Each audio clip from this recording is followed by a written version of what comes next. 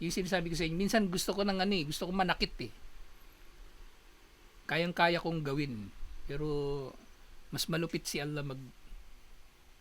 maghiganti. Mas malupit si Allah manakit.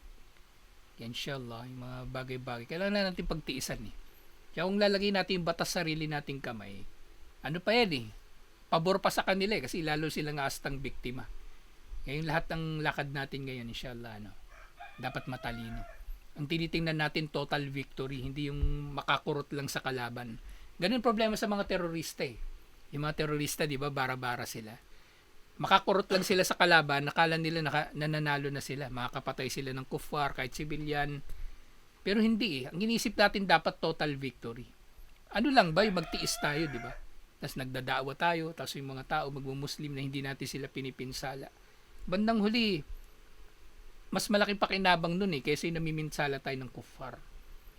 So ano lang, tiis-tiis, inshallah. Sandali lang tayo dito sa mundo. Pagdating ng araw ng paghuhukom, mas mahaba pa yung buhay natin dun eh, kaysa dito eh.